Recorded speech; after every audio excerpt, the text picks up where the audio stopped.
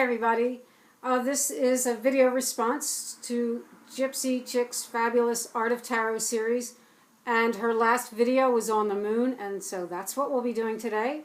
The first deck I'm going to show you is the Druid Craft Tarot. The art is by Will Worthington.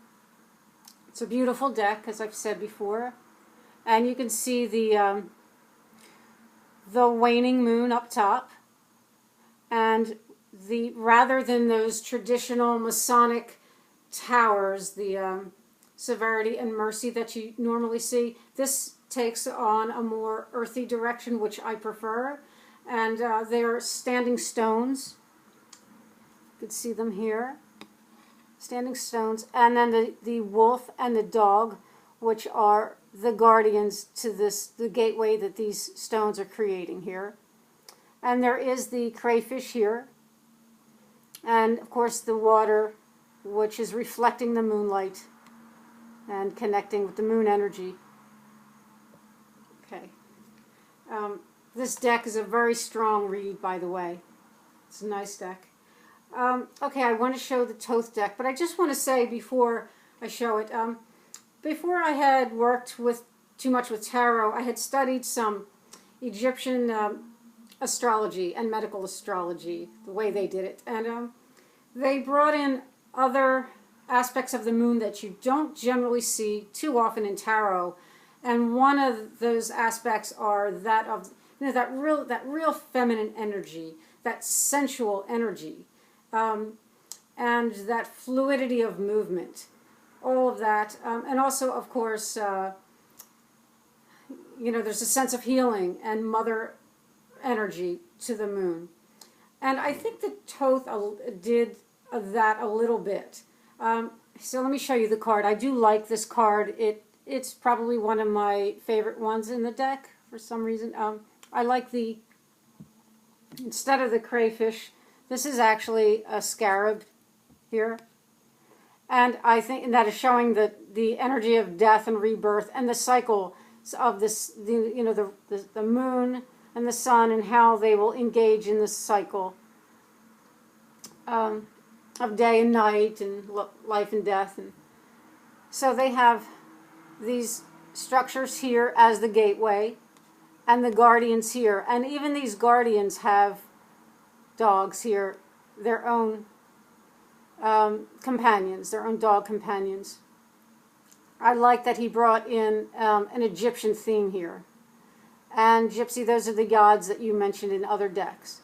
But there's in my opinion, I don't have any books on this deck.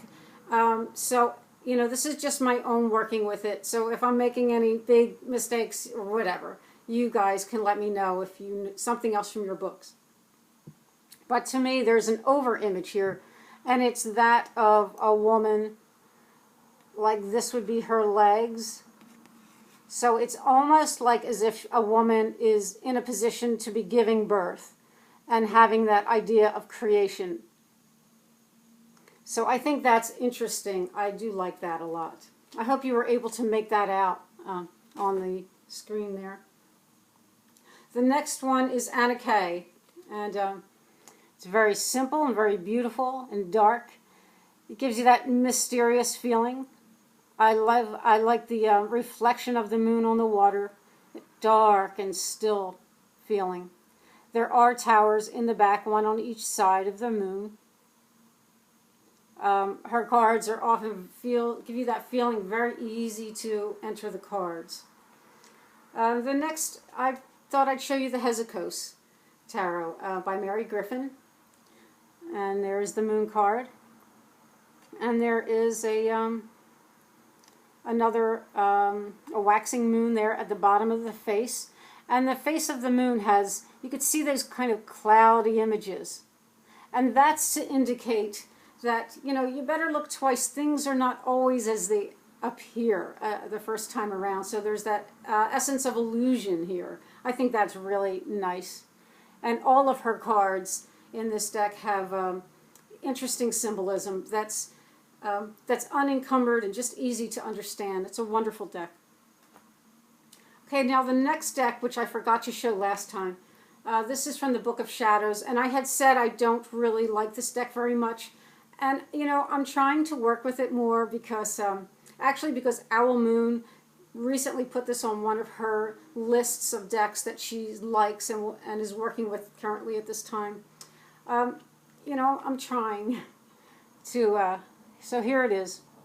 I mean, this is pretty nice. You know, this woman has a crystal ball there that she's working with here, and she's got cards laid out.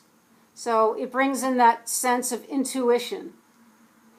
And then these cards are associated with the times of year.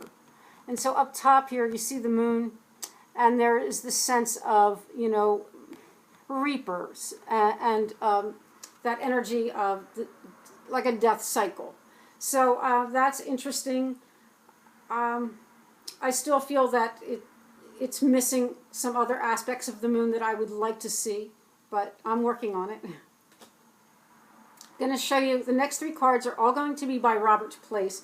The first one, as I've said before, is out of print, and that is the Alchemical Tarot.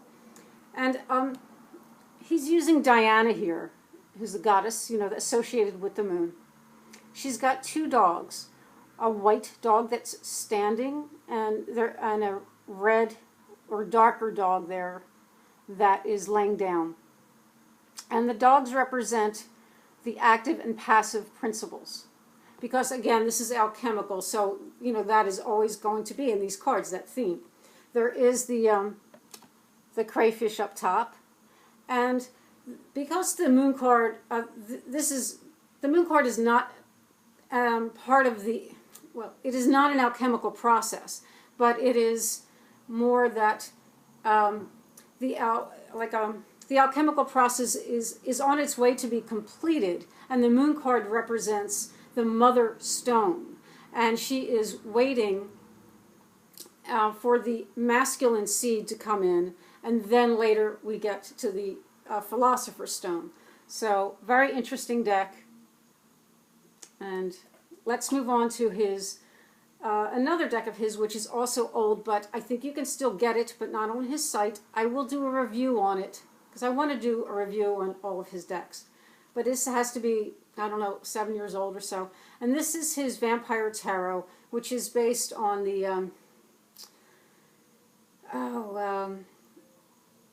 the original vampire book that was written in 1897, and the name just flew out of my head of the author. I'll think of it in a minute.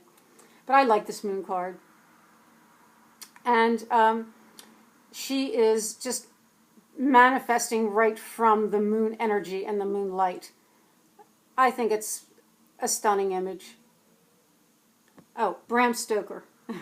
So, yes, I'll do a review on that deck. His newest deck is the Sevenfold Mystery. And you see here he's using a mermaid. She is rising up out of the water, connecting that water and unconscious energy to the lunar or overconscious energy or soul. And her dogs are like water hounds or merhounds. So it's, as always, he's got a twist, and it's unusual, and I find interesting. So that is the Sevenfold Mystery. And I'll show the Mary L next, because it also has that idea of the moon, like almost that lunar energy almost just rising out of the water. That's somewhat, to me, that's symbolized here as well. This also has an Incan or Mayan feel to it, which definitely brings in that that sense of cycles, because the moon, of course, as you know, is just so much attached to cycles. So I do like this.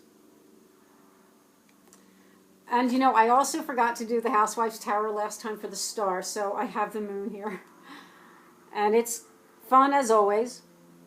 She's got her, she's on her mattress there, and she's got her sheep. She's counting her sheep there. Her night cream, that cold cream.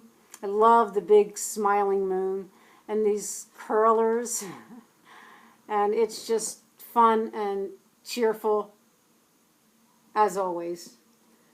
And the last card I want to show is the Vision Quest Tarot, which you all know how much I love this deck right now. And that's a beautiful, to me, that's a beautiful image. There you see the, they do have the crayfish there, and that connection of the water and the moon, and the wolf there. And she is just, you know, she has that strong feeling to me of being connected to that feminine lunar energy. So I love this deck, and I like this card very much.